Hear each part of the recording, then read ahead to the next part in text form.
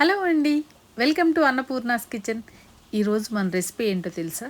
Special recipe, tasty recipe అన్నమాట.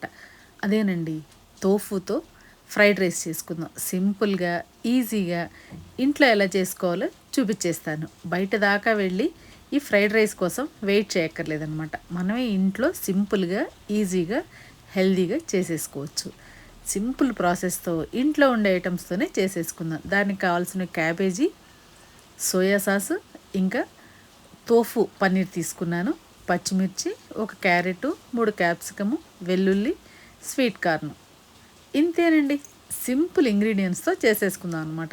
నేనైతే మామూలు రైస్తోనే చేస్తున్నా, రెగ్యులర్గా మనం వాడుకునే రైస్తోనే చేస్తున్నాను. మీరు కావాలంటే బాస్మతి రైస్తో కూడా చేసేసుకోవచ్చు అనమాట. చక్కగా క్యారెట్ కడిగేసి పీల్ చేసేసుకుని నచ్చినట్టు చిన్న సైజులో ముక్కలు కట్ చేసుకోవాలన్నమాట. ఎంత చిన్నగా కట్ చేసుకుంటే మనకి ఫ్రైడ్ రైస్ అంత బాగా వస్తుంది. ఎప్పుడన్నా బయటికి వెళ్ళి తినాలి అనిపించినప్పుడు ఇలా చేసేసుకుంటే కూడా టేస్టీగా ఉంటుంది. బయట ఫ్రైడ్ రైస్ కన్నా డబల్ టేస్ట్ వస్తుందన్నమాట, అంత బాగుంటుంది. మీరు తప్పకుండా ఈ రెసిపీ చూసి ఇలాగే ట్రై చేసేయండి. టేస్ట్ ఎలా వచ్చిందో కమెంట్ సెక్షన్లో పెట్టడం మాత్రం మర్చిపోవద్దన్నమాట. క్యారెట్ అంతా సన్న సన్న ముక్కలు కట్ చేసేసుకుని ఒక బౌల్లోకి తీసి పక్కన పెట్టేసుకుందాం. ఇప్పుడు క్యారెట్ కట్ చేసుకోవటం అయిపోయింది కదా, ఈ బౌల్ పక్కన పెట్టేసుకుందాం అనమాట.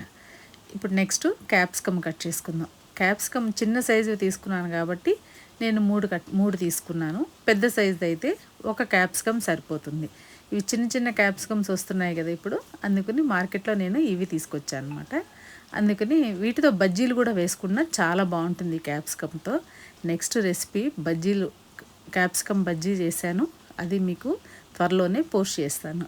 అది కూడా చూసేసి మీరు కూడా ఇంట్లో ట్రై చేసేయండి. క్యాప్సికమ్ కూడా చిన్న చిన్న ముక్కలు కట్ చేసుకుని దీన్ని కూడా బౌల్లోకి తీసేసుకుందాం. పచ్చిమిర్చి కూడా సన్నగా ముక్కలు కట్ చేసేసుకోవాలి. సన్నగా కట్ చేసుకుంటే వెజిటబుల్స్ అన్నీ ఫ్రైడ్ రైస్కి మంచి రుచి వస్తాయండి. క్యాప్సికము, పచ్చిమిర్చి కూడా కట్ చేసుకోవటం అయిపోయింది కదా. ఇప్పుడు క్యాబేజీ కట్ చేసుకుందాం. క్యాబేజీ మనకి చిన్న ముక్క అయితే సరిపోతుందన్నమాట. మనం తీసుకునే రైస్ తీసుకున్న క్వాంటిటీని బట్టి క్యాబేజీ కూడా తీసుకోవాలి. నేనైతే 1 గ్లాసు రైస్ తీసుకుంటున్నాను కాబట్టి 3కి సరిపడా క్వాంటిటీ తీసుకున్నాను అనమాట. అందుకోసమని ఒక చిన్న ముక్క తీసుకుంటే సరిపోతుంది. ఇప్పుడు క్యాబేజీ కూడా సన్నగా కట్ చేసేసుకుని చక్కగా దాన్ని కూడా బౌల్లోకి తీసి పక్కన పెట్టేసుకోవాలి.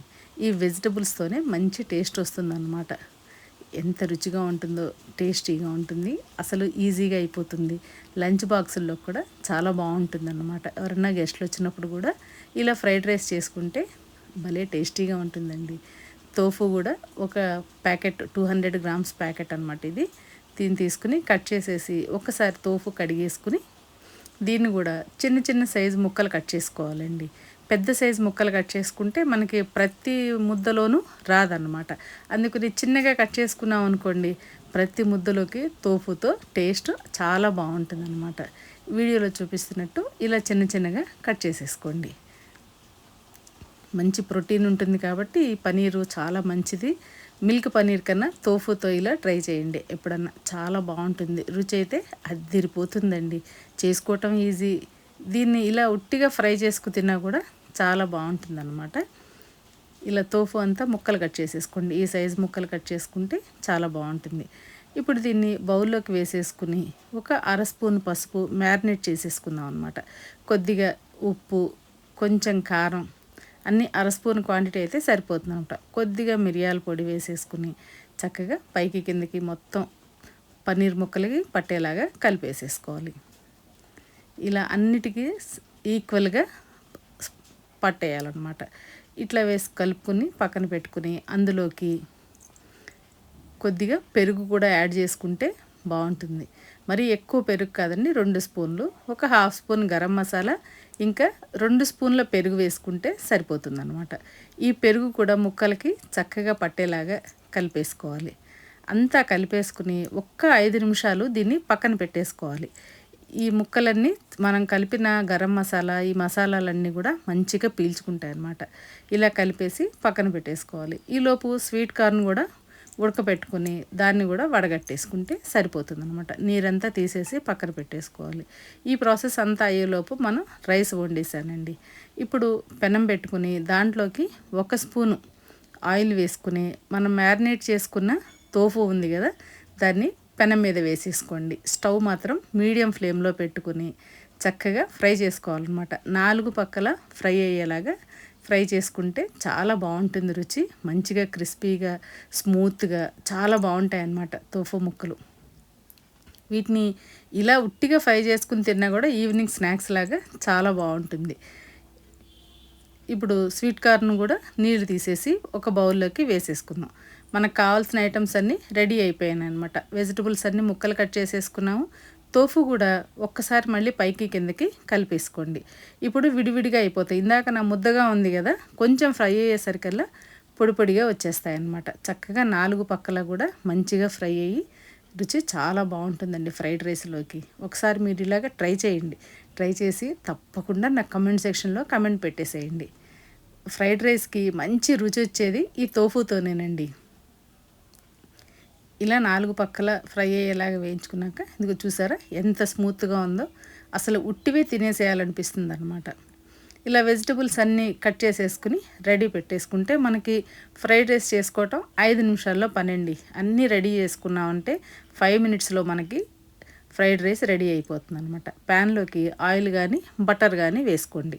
వేసుకుని కొంచెం వేడెక్కాక మనం కట్ చేసి పెట్టుకున్న వెల్లుల్లి ముక్కలు ఇంకా వెజిటబుల్స్ అన్నీ 1 బై 1 వేసేసుకోవాలన్నమాట. ఇవి ఎక్కువ ఫ్రై అవ్వక్కర్లేదు, కొంచెం మగ్గితే సరిపోతుంది అనమాట.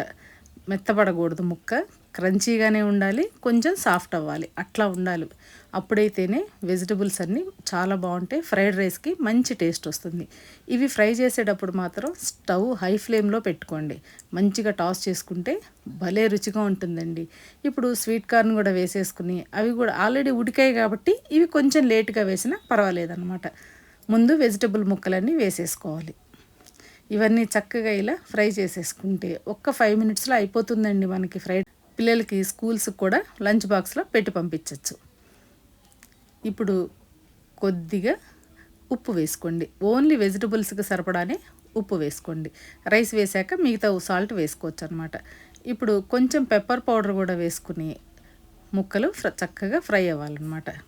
మనం రెడీ చేసుకున్న రైస్ కూడా అయిపోయింది కదా, మూత తీసి కొంచెం పొడి పొడిగా చేసుకుని ఈ రైస్ కూడా మనకు వెజిటబుల్స్లోకి వేసేసుకోవాలన్నమాట.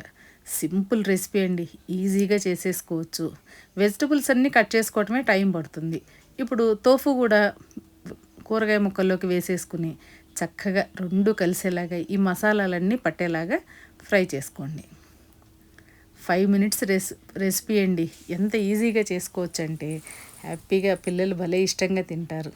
కొంచెం సోయా సాస్ కూడా ఈ వెజిటబుల్స్ ముక్కల్లోకి వేసి ఒక్కసారి కలిపేసేసేయండి. మనకి ఇలా చేసుకుంటే బయట ఫ్రైడ్ రైస్ వంక అస్సలు చూడరండి పిల్లలు, అంత రుచిగా ఉంటుందన్నమాట. ఎప్పుడు మిమ్మల్ని చేసి పెట్టమంటారు. రైస్ కూడా వేసేసుకుని ఈ రైస్కి పట్టేలాగా చక్కగా అంతా కలిపేసేయండి. ఈ ఆయిల్లోకి రైస్ పడేసరికి రైస్ కూడా చక్కగా పొడి పొడిగా వచ్చేస్తుంది అనమాట. స్టవ్ మాత్రం హై ఫ్లేమ్లో పెట్టుకోండి, అప్పుడైతేనే మంచిగా టాస్ అయ్యి రుచి భలే ఉంటుందండి. రుచికి తగినంత ఉప్పు, 1 స్పూన్ కారం చివరిలో వేసేసేయండి. అన్నీ కలిపాక చివరిగా కొత్తిమీర కూడా వేసేసి చక్కగా 5 నిమిషాలు మంచిగా ఫ్రై అవనిచ్చేయండి రైస్ని. అంతేనండి, మన తోఫు ఫ్రైడ్ రైస్ రెడీ అయిపోయిందండి. చక్కగా ప్లేట్లో పెట్టేసుకుని హాయిగా ఉల్లిపాయ నిమ్మరసంతో తినేసామనుకోండి ఇంకా అద్దిరిపోతుంది అనమాట. రుచి భలే ఉంటుంది. ఎలా ఉంది మన రెసిపీ? మీకు నచ్చిందా? నచ్చితే తప్పకుండా లైక్ చేయండి. మీ ఫ్రెండ్స్ అండ్ ఫ్యామిలీతో షేర్ చేసేసుకోండి. కొత్తగా మన ఛానల్ ఎవరన్నా చూస్తుంటే తప్పకుండా సబ్స్క్రైబ్ చేసుకోండి. ఇలాంటి మంచి మంచి వీడియోస్ కోసం మన ఛానల్ని సబ్స్క్రైబ్ చేసుకోండి.